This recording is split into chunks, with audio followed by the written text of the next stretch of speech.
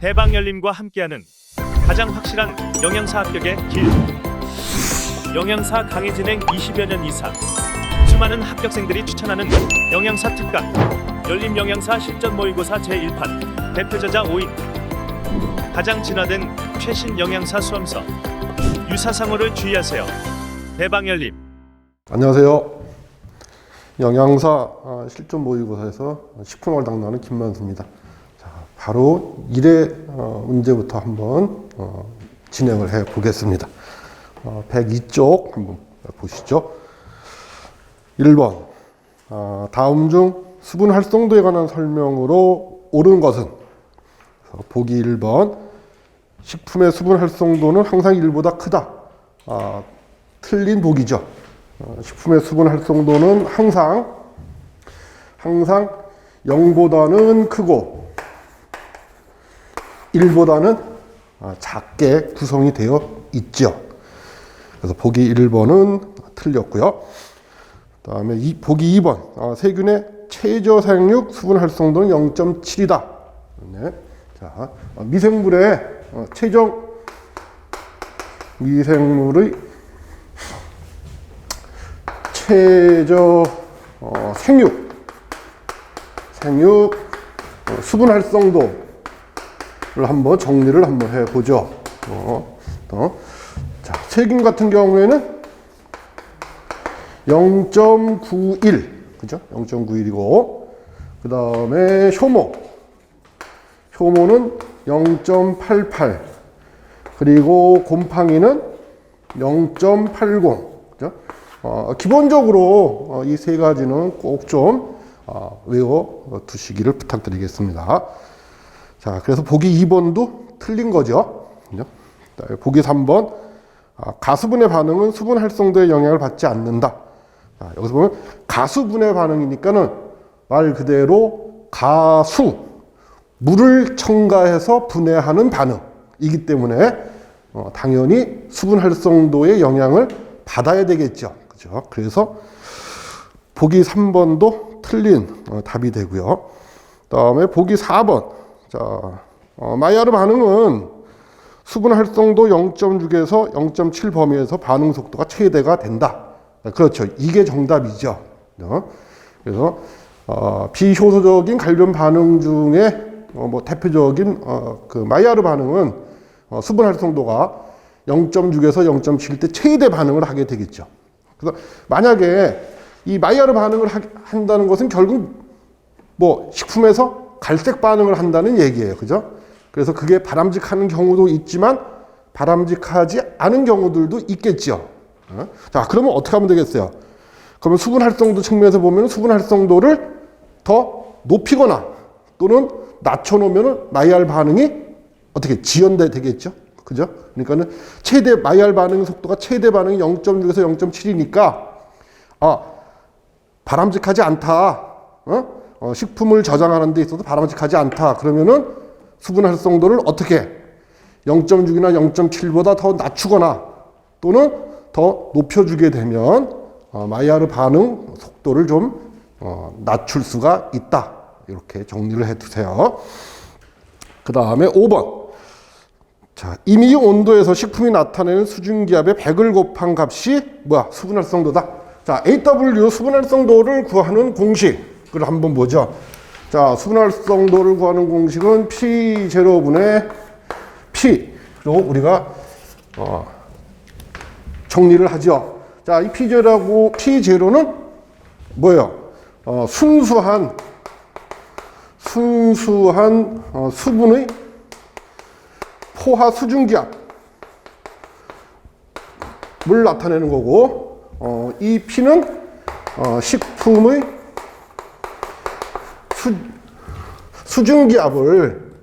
식품의 수증기압을 나타내는 거예요. 그러니까는 순수한 물에서 이제 수분이 기화되는 거, 즉 날아가는 거하고 여기는 식품 속에서 수분이 날아가는 거. 이거로 이제 우리가 AW를 이제 구하잖아요. 그럼 지금 여기 문제에서 보면은 결국 뭐예요? 거기 뭐라고 되어 있어요? 임의 온도에서 식품이 나타내는 수증기압. 자, 식품이 나타내는 수증기압이 P죠. 그죠? 여기다가 뭐를 곱한 거야? 그 문제에서 보면은요. 100을 곱한 게 뭐다? 수분 활성도다 라고 보기는 그렇게 되어 있잖아요. 그러니까 전혀 의미가 없는 보기겠죠. 그죠? 그래서 틀린 예가 되고요. 자, 그 다음에 이제 2번 문제 한번 보시죠. 곶감, 버섯, 해조류 등에 존재하는 당알코올. 자, 거기 곶감, 버섯, 해조류에 줄 좀 치시고요. 그리고 당알코올에 줄 치시고, 그 다음에 이콜, 만니톨. 이렇게 기억해 두세요. 곶감, 버섯, 해조류에 포함된 당알코올, 그러면 만니톨. 자, 그러면 이제 보기 1번부터 보죠. 자, 리비톨, 리보즈의 환원체죠. 리보즈의 환원체고, 그 다음에 2번 솔비톨. 솔비톨 같은 경우는 포도당의 환원체죠. 그리고 특징이 뭐예요? 포도당의 환원체면서 당뇨병 환자의 감미료로 이용될 수 있고요. 그 다음에 이제 흡습성이 있다 정도만 결정해 주시면 되고, 그 다음에 3번 자일리톨, 자일로즈의 환원체. 자일로즈의 환원체로 얘도 마찬가지로 당뇨병 환자의 감미료로 사용이 가능하죠. 그죠? 그 다음에 보기 4번 만니톨. 자, 얘가 정답이 되겠죠. 그죠? 그 다음에 보기 5번 이노시톨. 이노시톨 같은 경우에는 그냥 우리가 일명 근육당이라고도 부르고요. 그리고 중요한 게 뭐냐면 여기 지금 리비톨, 솔비톨, 자일리톨, 만니톨까지는 전부 어떤 형태로 되어 있느냐 하면은 이런 형태, 이렇게 구조식이 이런 형태로 되었고, 이거를 우리가 뭐라 그래? 이거를 사슬 구조 형태라고 얘기를 해요. 그런데 이 이노시톨 같은 경우에는 이렇게 고리 구조로 되어 있어요. 고리 구조 형태로 된 당알코올이라는 거 좀 기억해 두시고, 그리고 얘가 근육이나 간에서 존재하기 때문에 우리가 일명 근육당이라고도 얘기한다. 좀 기억해 두시면 되고요. 그다음에 3번 문제. 다음 중 전하당의 특징으로 옳은 것. 자, 전하당이라고 하는 것은 어떻게 만드는 게 전하당이냐 하면 이렇게 해서 만드는 거죠. 자, 이렇게 설탕이 있어요. 자, 설탕을 산이나 또는 효소를 가지고 뭐를 해? 가수분해를 해요. 가수분해.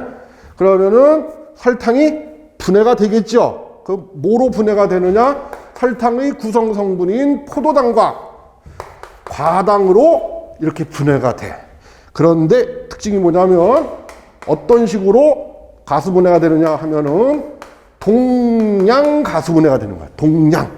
그러니까는 자, 설탕 한 분자를 산이나 효소 갖고 가수분해하면 자, 동량이니까 어떻게 되겠어요? 포도당 몇 분자? 포도당 한 분자. 그죠? 그리고 과당 한 분자. 이렇게 동량 가수분해된 것을 우리가 뭐라고 하느냐? 이거를 전하당 이렇게 얘기를 한다 이거지. 그래서 이제 전하당의 특징들이 이제 거기 좀 나와 있어요. 그래서 자, 보기 1번 설탕에 인벌타제, 효소죠. 자, 효소가 작용하여 생성한다. 자, 이게 맞는 보기죠. 보기고, 그 다음에 보기 2번 물엿의 주성분. 자, 물엿의 주성분은 뭐냐 하면 덱스트린이에요. 덱스트린. 물엿의 주성분은 덱스트린이 주성분이야. 그래서 틀린 보기고, 그 다음에 단맛은 설탕의 한 2분의 1 정도다. 그게 아니고, 자, 단맛은 설탕을 100으로 기준을 했을 때, 이 전하당 같은 경우에는 124 정도가 나와요. 그래서 더 달아요. 그래서 단맛은 설탕의 2분의 1 정도가 틀린 보기고, 그 다음에 보기 4번 포도당과 과당이 3대 1의 혼합물이 아니고 어떻다고? 1대 1의 혼합물이에요. 그죠? 1대 1의 혼합물. 설탕에 비해 용해도가 낮아. 캔디 제조에 이용이 된다. 자, 설탕에 비해 전하당은 용해도가 어때요? 더 높아요. 높기 때문에 캔디 제조에 이용돼. 자, 여기서 이제 우리가 보기에는 안 나왔지만 꼭 정리를 해 두셔야 될 게 뭐냐면, 자, 이 전하당 같은 경우에는 이 설탕은 성광성이 뭐를 나타내느냐? 우선성을 나타내. 설탕은 성광성이 우선성을 나타내요. 우선성. 자, 그런데 산이나 효소 갖고 가수분해해서 만든 이 전하당 같은 경우에는 성광성이 뭐로 바뀐다? 좌선성으로 바뀐다. 그 얘기예요. 그래서 이 전하당 같은 경우에는 뭐의 능력이 더 크느냐 하면은 이 과당의 능력이 더 커요. 전하당 같은 경우는 과당의 능력이 더 크다고. 자, 우리가 이런 시간에서도 말씀 나눴듯이 왜 과당의 특징 중에서 뭐야? 천연 당 중에서는 감미도가 가장 강하다라는 거. 그래서 감미도하고 용해도는 뭐하다? 비례한다. 그렇기 때문에 과당이 천연 당류 중에서 감미가 단맛이 가장 강하니까 당연히 뭐야? 용해도도 가장 크겠죠. 그지? 그래서 설탕에 비해서는 당연히 전하당은 용해도가 커요. 낮은 게 아니고 크단 말이야. 그래서 캔디 제조에 이용한다. 그리고 이제 기억해 두셔야 될 게 우선성에서 좌선성으로 이렇게 전환이 됐다는 거. 그래서 이 과당의 능력이 더 크기 때문에 설탕에 비해서 단맛이 더 강하다라고 하는 거 꼭 좀 기억해 두세요. 뭐 뒤에도 또 비슷한 문제들이 나오니까 다시 한번 우리가 확인하기로 할게요. 그다음에 4번 문제. 자, 다음 중 전분 호화에 관한 설명으로 옳은 것은, 자, 알파형 전분이 베타형 전분으로 되는 현상이다. 자, 이런 보기들이 아마 이번 여러분들이 보실 시험에서도 아마 이런 보기가 아마 나올 수가 있을 거예요. 자, 여기서 정리를 할게요. 그러면 자, 알파형 전분이라고 하는 게 우리가 뭐라고 이해하시면 되냐면 호화 전분, 호화 전분 이렇게 이해하시면 돼요. 그거에 비해서 베타형 전분, 그 옆에 보면 베타형 전분이라고 나와 있죠. 자, 베타형 전분은 어떻게 정리하시면 되냐면 이렇게 정리하시면 돼. 상전분. 그러니까 베타형 전분은 이렇게 정리를 하죠. 자, 알파형 전분은 결국 어떤 의미하고 똑같냐 하면은 호화 전분이라는 의미하고 같은 거고, 그리고 자, 베타형 전분이라고 하는 것은 크게 두 가지를 포함한다는 거야. 자, 첫 번째가 생전분이라는 의미, 두 번째가 노화 전분이라는 의미. 노화 전분이라고 하는 의미로 이해하시면 돼요. 그래서 그 문장을 읽다 보시면 이게 지금 상전분에 대한 얘기인지 노화 전분에 대한 얘기인지를 구별을 하셔야 돼요. 그래? 근데 아무튼 알파형 그러면은 이건 호화된 상태. 베타형 그러면 이거는 생전분이나 또는 노화된 상태라고 정리를 해주시면 돼요. 그래서 전분의 호화에 대한 얘기니까 알파형 전분이 베타형 전분으로 되는 현상, 이게 틀렸죠. 그러니까 결국 이게 답이 맞으려면은 어떻게 해야 돼? 그렇지, 베타형 전분이 알파형 전분이 되는 과정, 이렇게 하면은 이제 이 문제의 답이 되겠죠. 그죠? 그래서 이제 그 다음에 보기 2번. 자, 첨가한 당 함량이 많을수록 호화되기가 쉽다. 자, 전분이 있고 전분에다가 설탕이나 당을 첨가하는 거야. 거기 당에다가 줄 좀 쳐주세요. 당. 자, 뭐 설탕이나 당 같은 걸 첨가를 해. 그러면 호화가 빨라진다? 아니에요. 늦어져. 왜 그러느냐 하면은 이 당이 무슨 역할을 하느냐 하면은 탈수제의 역할을 해. 그래서 호화를 지연시켜요. 호화를 지연시킨다고. 그래서 틀린 보기고. 그 다음에 3번 전분 입자가 클수록 호화되기가 쉽다. 자, 이게 맞는 얘기죠. 전분 입자가 클수록. 그래서 전분 입자가 큰 감자 전분이 전분 입자가 작은 곡류 전분, 뭐 쌀이나 뭐 보리나 이런 전분들보다 호화되는 게 더 빨라요. 호화 속도가 더 빠르다고. 전분의 입자가 클수록 호화되기가 쉽다. 그다음에 4번. 쌀 전분이 감자 전분보다 호화되기 쉽다. 자, 이거 금방 3번에서 제가 말씀드렸죠. 그래서 틀린 거야. 그지? 쌀 전분은 전분 입자가 어때요? 감자 전분 입자보다 커요, 작아요? 작지요. 그죠? 그잖아. 쌀 전분의 입자가 감자 전분의 입자보다 작아요. 그죠? 작단 말이야. 그래서 틀린 보기가 되고, 그 다음에 아밀로펙틴의 함량이 많을수록 호화되기 쉽다? 아니에요. 아밀로펙틴의 함량이 많을수록요, 우리 이론 시간에서도 말씀 나눴듯이 뭐하다고? 입체적인 장애를 받게 돼. 왜냐하면 얘가 구조가 어떻게 생겼어요? 아밀로펙틴의 구조는 가지가 많은 나무 형태야. 그렇기 때문에 굉장히 복잡한 구조로 되어 있어서 그래서 호화되기가 어려워. 근데 그거를 우리가 화학적으로 한마디로 뭐라고 표현을 했다? 제가 금방 표현했던 거예요. 입체적인 장애를 받기 때문에 이렇게 표현을 하는 거예요. 그래서 아밀로펙틴은 입체적인 장애를 받기 때문에 아밀로즈보다 호화의 속도가 느리다. 이렇게 정리를 해두시면 되겠죠. 그 다음에 5번. 자, 다음 중 전분 노화를 억제하는 방법으로 옳지 않은 거. 자, 유화제를 첨가를 해. 유화제를 첨가하게 되면은 전분들이 침전해서 자, 뭐 하는 거? 회합하는 것을 방해를 해. 거기다가 좀 적어 놓으세요. 뭐라고? 전분들의 회합을 방해하는 것이 바로 유화제의 역할이야.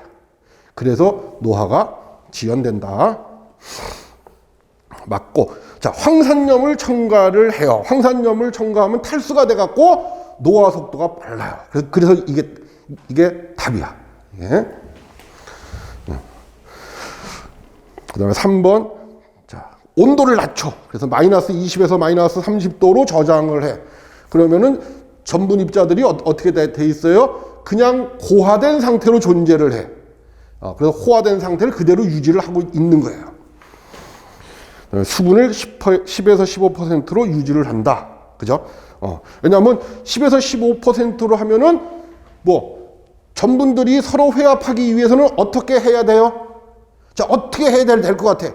전분들이 회합하기 위해서 이동을 해야 되겠지. 그죠? 전분들이 이동을 해야 되잖아.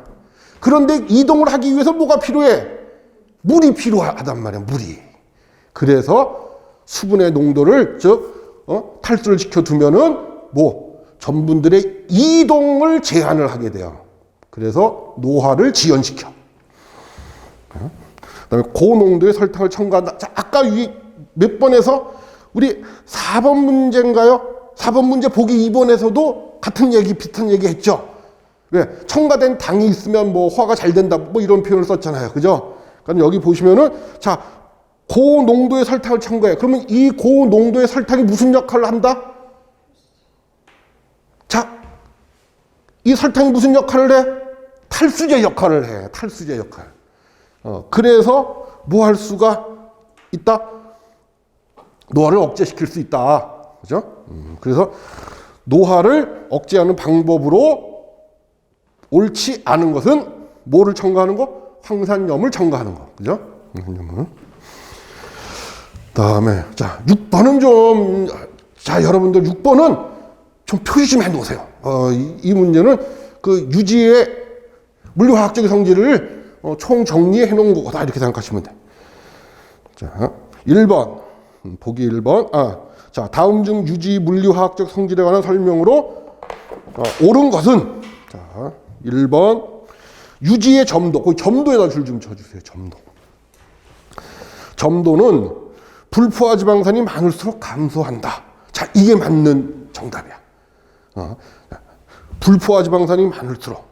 자, 불포화 지방산의 구조. 우리가 이론 시간에도 얘기했지만은 포화 지방산 같은 경우에는 구조가 어떻게 생겼어요? 응? 포화 지방산 같은 경우는 구조가 이렇게 직선 구조로 되어 있잖아요. 그죠? 이렇게. 자, 이게 얘가 포화 지방산의 이게 구조로 이렇게 돼 있어. 근데 그거에 비해서 자, 불포화 지방산 같은 경우에는 구조가 어떻게 생겼어요? 이렇게 이중결합 있을 때 이렇게 쭉 이렇게 가다가 이렇게 꺾이죠. 이렇게 꺾이잖아. 그래서 이중결합 있고 또 여기 이중결합 있으면 또 이렇게 꺾인단 말이야, 이렇게.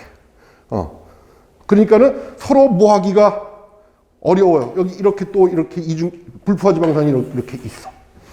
그러면 모하기가 서로 결합하기가. 얘 같은 이렇게 직선 구조로 되어 있으면은 여기 지방산들끼리 거리가 가까워져서 결합할 수가 있죠. 그 힘이 아마 제가 이런 시간에도 말씀드렸듯이 뭐라고 말씀드렸는데 반데르발스 힘이다 이런 표현을 썼었죠. 그죠? 그래서 반데르발스 힘에 의해서 이렇게 직선 구조로 되어 있는 애들은 쉽게 결합할 수가 있어요. 그래서 점도가 높아질 수가 있다. 근데 이렇게 막 구조가 꺾여 있으면 서로 결합하기가 어렵겠죠. 그죠? 그래서 불포화 지방산이 많을수록 유지의 점도는 감소하게 돼. 자, 이게 맞는 얘기고. 그 다음에 보기 2번. 유지의 융점. 그 융점에도 줄 좀 쳐주세요. 탄소 길이가 증가할수록 감소한다. 자, 2번, 보기 2번, 보기 3번. 자, 그거 두 개를 좀 이렇게 묶어 주세요. 이렇게. 2번, 3번을 이렇게 묶어. 자, 그리고 그 내용은 자, 요거 좀 꼭 좀 기억 좀 해 두세요. 자, 이렇게 돼 있어. 이게 탄소 길이. 자, 요거 좀 같이 좀 그리시죠.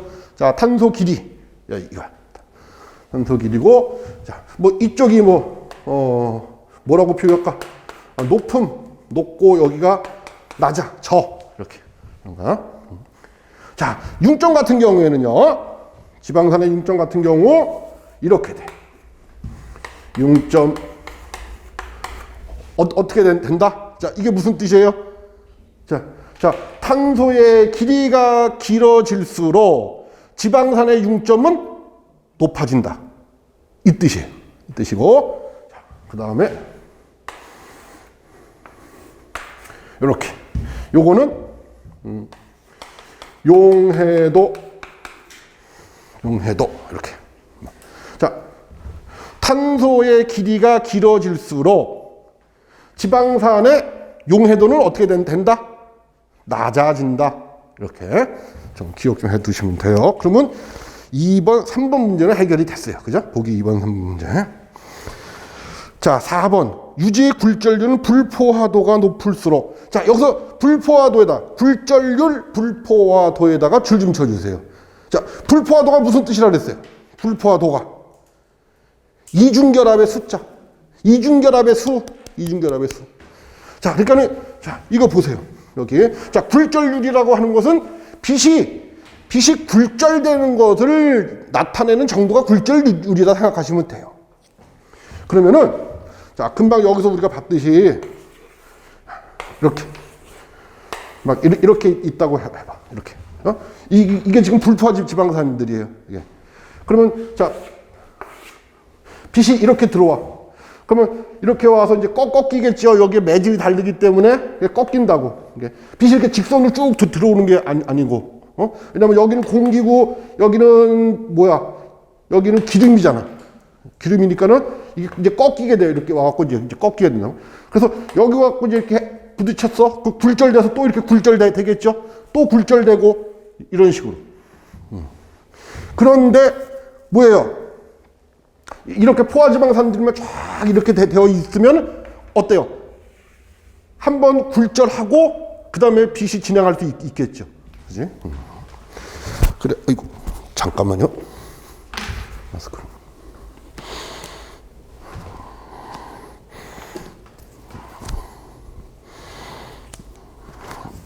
빠져.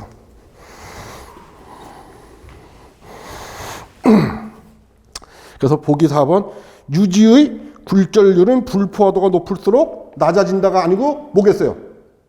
높아진다. 그렇겠죠. 봐봐.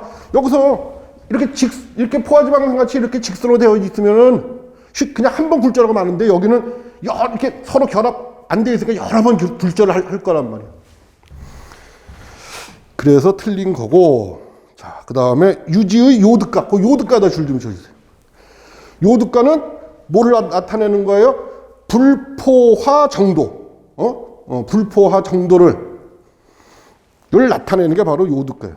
그래서 자, 유지의 요드가는 오랜 시간 상온에 방치할수록 증가한다. 즉 이중결합이 늘어나요? 아니지. 3패가 돼갖고 이중결합이 줄어들겠지. 그죠? 그래서 요드가는 낮아져. 요드가는 낮아진다. 그래서 이게 이제 물리화학적인 내용을 총 정리해 놓은 거니까 잘 좀 기억 좀 해두세요.